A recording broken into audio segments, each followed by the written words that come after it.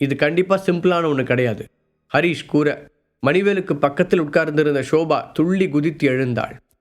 அப்படின்னா இந்த 3 கண்டிஷனையும் நாங்கள் ஃபுல்ஃபில் பண்ணால் உங்களால் அந்த டேப்லெட்டை தயாரித்து கொடுக்க முடியுமா? அவள் உற்சாகமாக கேட்க அவளுடைய சத்தமான குரல் அங்கிருந்த பலரின் கவனத்தை ஈர்த்தது. ஷோபா, என்ன ஜோக் அடிச்சிட்டு இருக்கியா?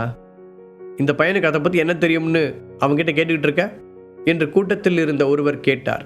முதல்ல அந்த பையனுக்கு சிஸ்டம் கிளீனிங் டேப்லெட்னா என்னன்னு தெரியுமா? இன்னொருவர் கிண்டலாக கேட்க, தம்பி நீ ஒரு ஹெர்பலிஸ்டா? எங்கே ப்ராக்டிஸ் பண்ண? நீ எந்த அமைப்பில் இருக்க? 3வது ஆள் தன்னை அறிவாளியாக நினைத்து கொண்டு அவனை கேள்வி மேல் கேள்வி கேட்டார். ஹரீஷ் அதற்கெல்லாம் பதில் சொல்லாமல் அமைதியாக நிற்க, இருந்தாலும் இந்த பையனுக்கு ரொம்ப திமிரு ஜாஸ்தி தான், மனசில் பெரிய இவன் நினப்பு போல. ஏன் பாப்பா, நீ எதுக்காக இவங்கிட்டலாம் போய் ஹெர்பல் மெடிசனை பற்றி பேசிகிட்டு இருக்க? இன்னொரு பெண்மணி ஷோபாவின் மீது பாய்ந்தார். அவர்கள் பேசுவதையெல்லாம் கேட்டு ஹரீஷின் முகத்தில் எந்த உணர்ச்சிகளும் தெரியவில்லை. அவன் எப்போது போல சாதாரணமாக நின்று கொண்டிருந்தான். அவன் பார்ப்பதற்கு கம்பீரமாக இருந்தாலும் வழக்கம் போல அவனுடைய வயதை வைத்து அவர்கள் குறைவாக மதிப்பிட்டார்கள். ஷோபா ஒரு ஆழமான மூச்சை எடுத்துவிட்டு ஹரீஷின் சார்பாக பேச தயாரானாள். அதற்குள் அங்கிருந்த மேஜையின் மீது யாரோ திடீரென்று அடிக்க அந்த பெரிய ஹால் மொத்தமும் அமைதியானது. எல்லோரும் திகைப்புடன் திரும்பி பார்த்தனர். திடீரென யாரோ மேஜை மீது ஓங்கி அடிக்கும் சத்தம் கேட்டது. அந்த பெரிய ரூம் மொத்தமும் அமைதியாக, முட்டாளுங்களா, நீங்க யாரை பற்றி பேசிட்டு இருக்கீங்கன்னு தெரியுமா என எல்லாரையும் பார்த்து கோபமாக கத்தினார் மணிவேல். ஹரீஷ் என்னோட மகன் மாதிரி, அவனோட டேலண்ட்டை பற்றி உங்களுக்கு என்ன தெரியும்? அதை பற்றிலாம் எதுவுமே தெரியாமல் உங்கள் இஷ்டத்துக்கு வாய்க்கு வந்ததெல்லாம் பேசிகிட்டு இருக்கீங்க. மணிவேல் கோபத்தில் சீர அங்கிருந்தவர்களின் ரியாக்ஷன் உடனடியாக மாறியது. ஹரீஷ் போன்ற ஒருவன் மணிவேலின் தத்து மகனாக இருப்பான் என்று அவர்கள் நினைக்கவே இல்லை. அந்த உண்மை தெரிந்தவுடன் அவர்களுடைய முகங்கள் மட்டும் இல்லாமல் செயல்களும் மாறத் தொடங்கியது. அதுவரை ஹரீஷை அவமானப்படுத்துவது போல பேசிக்கொண்டிருந்தவர்கள் இப்போது அவனை பற்றிய நேர்மறையான விஷயங்களை சொல்லத் தொடங்கினார்கள். எனக்கு அப்பவே தெரியும், இந்த பையனோட முகத்தை பார்த்தாவே எவ்வளோ பெரிய ஜீனியஸ்னு தெரியுதே என்றார் ஒருவர். அப்படின்னா இதுதான் நம்ம மணிவேலோட தத்து பையனா? நானும் இதை பற்றி ஊர்க்காரங்க சொல்லி கேள்விப்பட்டேன். அதான் அந்த பையன் இந்த இடத்துக்குள்ளே நுழையும் போதே இந்த இடம் மொத்தம் அப்படியே பிரைட்டாக மாறிச்சு. நான் கூட என்ன காரணமாக இருக்குன்னு யோசித்தேன் என்று அவ்வளவு நேரம் கேலி செய்து கொண்டிருந்த இன்னொருவன் அப்படியே ஹரீஷின் தலையில் ஒரு கூடை ஐஸ் கட்டியை தூக்கி வைத்தான். ஆனால் ஹரீஷ் ஏற்கனவே இது போன்ற விஷயங்களுக்கு பழகிவிட்டான் என்பதால் அவன் அவர்களுடன் பேசி நேரத்தை வீணாக்க விரும்பவில்லை. அதனால் இப்போதும் அவன் அவர்களிடம் ஒரு வார்த்தை கூட பேசவில்லை. ஆனால் அந்த கூட்டம் இப்போது திடீரென உற்சாகமடைந்து ஹரீஷிடம் மாற்றி மாற்றி கேள்வி கேட்க ஆரம்பித்தார்கள்.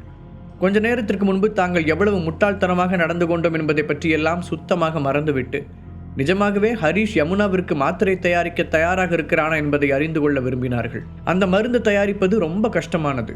அதற்கான மூலப்பொருட்கள் கிடைப்பதும் அவ்வளவு சுலபமான காரியம் இல்லை என்பதை அவர்கள் அனைவருக்குமே தெரியும். அதுவும் இவ்வளவு குறைவான காலகட்டத்தில் ஹரீஷால் அந்த மருந்தை தயாரிக்க முடியும் என்பதை இப்போதும் அவர்களால் நம்ப முடியவில்லை. ஹெர்பல் மெடிசன் பற்றி மற்றவர்களை விட சற்று அதிகம் தெரிந்த ஒருவர், ஏன் தம்பி, இந்த டேப்லெட் தயாரிக்கும் போது வானத்திலிருந்து மின்னல் இறங்கும்னு கேள்விப்பட்டேன், அதை உங்களால் தாங்க முடியுமா என்று கேட்டார். அவர் சொல்றது உண்மையா என்றபடி ஹரீஷை பார்த்தார் மணிவேல். அந்த மாத்திரை தயாரிப்பில் உள்ள ஆபத்தை பற்றி கேள்விப்பட்ட போது அதிர்ச்சி அடைந்தார். பொதுவாகவே ஹெர்பல் மெடிசன் தயாரிப்பது என்பது கடினமான செயல் என்று அவருக்கு தெரியும். ஆனால் இந்த டேப்லெட் தயாரிப்பது மிகவும் ஆபத்தான செயல்முறையாக இருக்கும் என்று அவர் எதிர்பார்க்கவில்லை. ஹரீஷ் கொஞ்ச நேரம் அமைதியாக யோசித்துவிட்டு மணிவேலை சமாதானப்படுத்தினான். நான் பிரச்சனையோட ஒரு பகுதியை மட்டும்தான் உங்ககிட்ட சொன்னேன்ப்பா. இந்த டேப்லெட்டுக்கான பெரும்பாலான மூலிகை பொருட்கள் என்கிட்டயே இருக்குது. அப்புறம் நான் இப்போ சமீபத்தில் சிவபாலன் வீட்டுக்கு போனப்போ அவரோட தோட்டத்தில் இருந்த தனி ரூமில் நிறைய ஹெர்பல் பொருட்களை பார்த்தேன். அதுவும் நமக்கு யூஸ்ஃபுல்லாக இருக்கும் என்ற ஹரீஷ். இன்னும் ஒரு விஷயத்தை பற்றி மட்டும்தான் நான் உங்ககிட்ட கிளியராக சொல்லலை. அது என்னென்னா, இந்த டேப்லெட்டை தயாரிக்கிற இடத்துல நிறைய ஸ்பிரிச்சுவல் எனர்ஜி இருக்கணும். அது மட்டும் இல்லாமல் அந்த இடம் நல்ல பெருசாக அகலமாக இருக்கணும். இல்லைனா அந்த மின்னல் ஒருத்தரோட பார்வையை பறிக்கவும் வாய்ப்பு இருக்குது என்று சொல்லி முடித்தான்.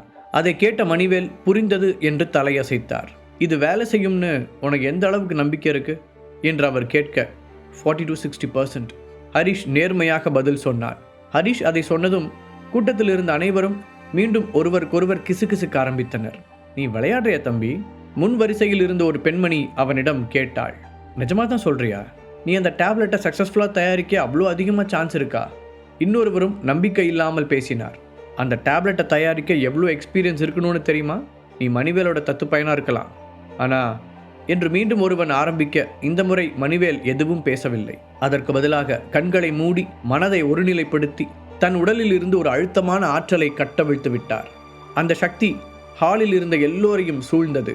வினாடிகளில் அந்த அறை முழுவதும் அமைதியானதுடன் அங்கே உட்கார்ந்திருந்தவர்களின் முகம் வெளிர ஆரம்பித்தது.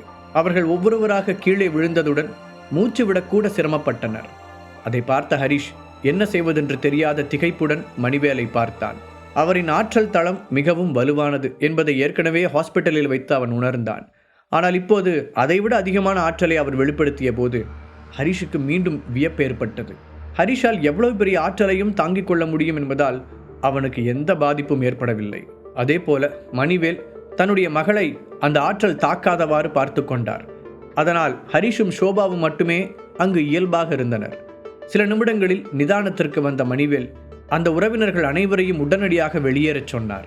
ஹரிஷ் என்னோட மகன் மாதிரின்னு நான் சொன்னதுக்கு அப்புறமும் நீங்கள் எல்லாருமே அவனை இழிவாக பார்க்கறதால உங்களுக்கு இனிமேல் இந்த வீட்டில் இடம் இல்லை, நீங்கள் எல்லாரும் உடனே வெளியே போகலாம் என்ற மணிவேல் வாசலை கை காட்டியபடி கர்ஜிக்க, மணி என்ன சொல்கிற? நாங்கள் அவரை அவமானப்படுத்தலாம் இல்லை, அந்த டேப்லெட் தயாரிக்கிறது அந்த தம்பி சொல்கிற மாதிரி அவ்வளோ ஈஸியான காரியமாக இருக்காதுன்னு மட்டும்தான் சொல்கிறோம் என்று அவர்கள் அவசரமாக கூறினார்கள். மணிவேல் ஒரு நீண்ட பெருமூச்சை விட்டுவிட்டு, இதுக்கு மேலே உங்ககிட்ட பேசுறதுக்கு நான் தயாராக இல்லை, யமுனாவுக்கு சரியானதுக்கப்புறம் நீங்கள் எல்லாரும் வந்து பாருங்க என்று முடிவான குரலில் கூறினார்.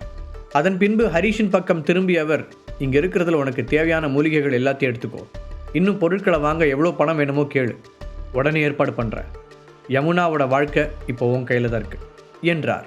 கவலைப்படாதீங்கப்பா, கண்டிப்பாக நான் என்னால் முடிஞ்ச எல்லாத்தையும் செய்வேன். ஹரிஷ் தலையை அசைத்து நிதானமாக பதில் சொன்னார்.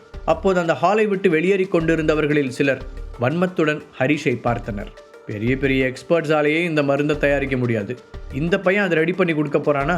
பொண்டாட்டிக்கு உடம்பு சரியில்லாமல் போனதில் இந்த மணிவேலுக்கு பைத்தியம் பிடிச்சிருச்சுன்னு நினைக்கிறேன், அதான் இந்த மாதிரி உளறிட்டு இருக்கான் என்று தங்களுக்குள் முணுமுணுத்தபடி அவர்கள் வெளியேறினார்கள். அதே நேரத்தில் நியூயார்க்கில் இருந்த ராஜேஸ்வரன் பேலஸில் ஆனந்த், ரேணுபிரியா மற்றும் சாயாதேவி மூவரும் கார்டனில் போடப்பட்டிருந்த ஒரு டேபிளில் உட்கார்ந்திருந்தனர். சாயாதேவி மிகவும் அமைதியாகவும் தெளிவாகவும் பேசினாள். ஆனந்த் சார், டெவில் கேங் திடீர்னு சென்ட்ரல் ஹீலிங் அகாடமியை அட்டாக் பண்ண ஆரம்பிச்சிருக்கிறதா எங்களுக்கு நியூஸ் வந்திருக்கு. டாப் 10 ஆர்கனைசேஷன் எங்களோட உதவியை எதிர்பார்த்து காத்துக்கிட்டு இருக்காங்க. ஸோ நானும் ரேணுபிரியாவும் எங்களோட ஸ்டூடெண்ட்ஸை உடனே இந்தியாவுக்கு கூட்டிகிட்டு போகணும். டெவில் கேங்கோட பார்வை அடுத்து எப்போ வேணாலும் எங்கள் மேலேயும் திரும்பலாம், அதனால் நாம் ரொம்ப கவனமாக இருக்கணும் என்றவள், நாங்கள் ரொம்ப நாளாக உங்கள் வீட்டில் கெஸ்ட்டாக இருந்துட்டோம், இப்போ நாங்கள் கிளம்ப வேண்டிய நேரம் வந்துருச்சு என்று சொன்னபடி நன்றி கூறும் விதமாக கைகளை கூப்பினாள். சாயா மேம், ஏன் இப்படி திடீர்னு அவசரப்பட்டு முடிவெடுத்தீங்க? எங்கள் மேலே ஏதாவது தப்பு இருக்கா? அப்படி ஏதாவது இருந்தால் சொல்லுங்கள், கண்டிப்பாக நாங்கள் அதை திருத்திக்கிறோம். ஆனந்த் பதட்டத்துடன் அவளிடம் கேட்டார். என்னதான் யூனியனின் மெம்பர்களை அவர்கள் கெஸ்டாக அந்த வீட்டில் ஏற்றுக்கொண்டிருந்தாலும் அதன் மூலம் அவர் பல நன்மைகளை பெற்றிருந்தார். நியூயார்க்கில் அவருடைய குடும்பத்தின் அந்தஸ்தும் பெயரும் முன்பிருந்ததை விட இப்போது மேம்பட்டு இருந்தது. இருந்தாலும் சாயாதேவி வெளியேறப் போகிறோம் என்று சொன்னவுடன் அவருடைய முகத்தில் ஒரு வித்தியாசமான உணர்வு தோன்றி மறைந்தது. ஆனால் சாயாதேவி அவருக்கு மிக தெளிவாக எக்ஸ்பிளைன் செய்தாள். ஆனந்த் சார், நான் சொன்னதை நீங்கள் தப்பாக புரிஞ்சுக்கிட்டீங்க. சென்ட்ரல் ஹீலிங் அகாடமிக்கு நாங்கள் சப்போர்ட் பண்ணலான் இருக்கோம்.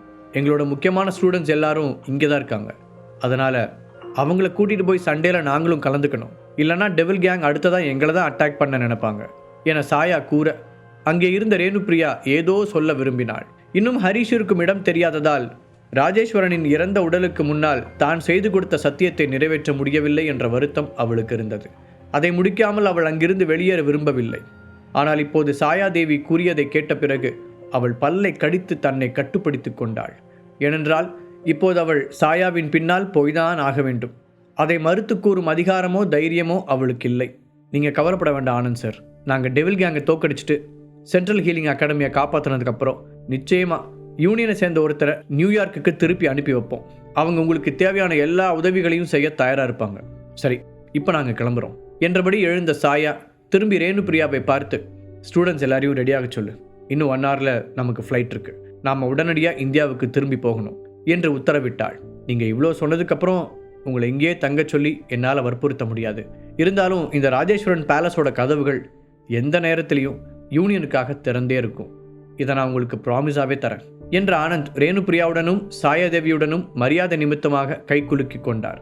ரொம்ப தேங்க்ஸ் ஆனந்த் சார், அதே மாதிரி நீங்களும் உங்களை கவனமாக பார்த்துக்கோங்க, சீக்கிரமாகவே திரும்பவும் சந்திப்போம். சாயாதேவி சொல்லிவிட்டு ரேணுபிரியாவையும் அழைத்து கொண்டு அங்கிருந்து வேகமாக கிளம்பினாள். அவர்கள் சென்றதும் ஆனந்தின் முகத்தில் இருந்த புன்னகை படிப்படியாக மாறியது. அவர்கள் எல்லோரும் வெளியேறிவிட்டார்கள் என்று உறுதியான பிறகு தன்னுடைய போனை எடுத்தவர் சில நம்பர்களை அழுத்தினார். என்ன விஷயம் ஆனந்த், ரொம்ப நாள் கழிச்சு கூப்பிட்டுருக்கீங்க? மறுமுனையில் இருந்து ஒரு ஆச்சரியமான குரல் கேட்டது. யூனியன்ல இருக்கிறவங்க எல்லாரும் திரும்ப அவங்களோட சொந்த இடத்துக்கு போறாங்க. அதோட சென்ட்ரல் ஹீலிங் அகாடமிக்கு ஹெல்ப் பண்றதுக்காக அவங்களோட பெஸ்ட் ஸ்டூடெண்ட்ஸ் எல்லாரையும் அனுப்ப போறாங்க. ஸோ இதுதான் நாம யூனியன் அட்டாக் பண்றதுக்கு லைஃப்ல கிடைச்சிருக்க ஒரே சான்ஸ்ன்னு நினைக்கிறேன் என சீரியஸான குரலில் ஆனந்த் சொல்ல, அப்படியா? இந்த நியூஸை கன்ஃபார்ம் பண்ணதுக்கு அப்புறம் நான் கண்டிப்பா எங்க சுப்ரீம் கமாண்டர் கிட்ட சொல்றேன். மறுமுனையில் இருந்தவர் ஆனந்தை முழுமையாக நம்பாமல் கூறினார். இந்த நியூஸ் மட்டும் உண்மையா இருந்துச்சுன்னா எங்களோட சுப்ரீம் கமாண்டர் கண்டிப்பா உங்களுக்கு பெரிய ரிவார்ட் கொடுப்பாரு. மறுமுனையில் இருந்த குரல் அவரை மகிழ்விக்கும் விதமாக மீண்டும் சொல்ல, ரொம்ப தேங்க்ஸ் சார் என்ற ஆனந்தின் முகத்தில் ஒரு பெரிய வெளிச்சம் வந்தது.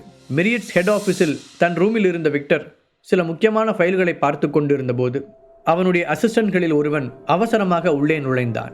விக்டரை பார்த்ததும் தரையில் மண்டியிட்டு தனது வணக்கத்தை தெரிவித்த அவனை ஆச்சரியத்துடன் பார்த்த விக்டர், என்ன விஷயம் மில்டன் என்று கேட்டான். சார், நியூயார்க் சிட்டியில் இருக்கிற நம்ம ஆளுங்க கிட்ட இருந்து ஒரு ரிப்போர்ட் வந்துச்சு. சென்ட்ரல் ஹீலிங் அகாடமிக்கு ஹெல்ப் பண்ணுறதுக்காக யூனியன் அதோட ஸ்பெஷல் ஸ்டூடெண்ட்ஸ் எல்லாரையும் கூட்டிக்கிட்டு சொந்த இடத்துக்கு திரும்பி வராங்க. அதனால் என்னை கூப்பிட்டு பேசின நம்மளோட மெம்பர் இதை நமக்கு கிடைச்ச கோல்டன் ஆப்பர்ச்சுனிட்டின்னு நினைக்கிறாரு. அவர் சொன்ன மாதிரி நாம் இந்த சான்ஸை வேஸ்ட் பண்ணக்கூடாது. மில்டன் மரியாதையுடன் அவரிடம் விஷயத்தை கூறினார். இப்போ என்ன சொல்ல வர மில்டன்? யூனியன் அட்டாக் பண்ணுறதுக்காக நாம் படைகளை அனுப்பணும்னு நினைக்கிறியா? கேட்ட விக்டர் அவன் சொன்னதை உடனடியாக புரிந்து கொண்டான். ஆமாம் சார், நீங்கள் உடனே புரிஞ்சுக்கிட்டீங்க. யூனியனோட பலம் இப்போ ரொம்ப அதிகமாக இருக்குது. அதே நேரத்தில் அவங்களோட முக்கியமான ஸ்டூடெண்ட்ஸ் எல்லாரும் வெளியே போனதுக்கப்புறம் அவங்களோட ஹெட் குவார்ட்டர்ஸ் நிச்சயமாக பலவீனமாக தான் இருக்கும். இந்த சுச்சுவேஷனை நம்ம ஒரு படையை திரட்டி அவங்களுக்கு தலைமை தாங்க ஒரு திறமையான ஆள் அனுப்புனா நிச்சயம் அவங்கள ஒரேடியாக வீழ்த்திடலாம் நம்பிக்கையுடன் கூறினான். இதை கேட்டதும் விக்டர் கண்களை சிமிட்டினான். என்னதான் அவன் இப்போது மிரியட்ஸின் சுப்ரீம் கமாண்டராக இருந்தாலும் இன்னும் அவனுடைய அமைப்பில் இருந்த எல்லோரும் அதை வெளிப்படையாக அவனை ஏற்றுக்கொள்ளவில்லை. இன்னும் சிலர் உள்ளுக்குள் புகைந்து கொண்டுதான் இருந்தார்கள். முழு கதையையும் கேட்டு மகிழ பாக்கெட் FM APP டவுன்லோட் செய்யுங்கள். லிங்க் டிஸ்கிரிப்ஷனில் கொடுக்கப்பட்டுள்ளது.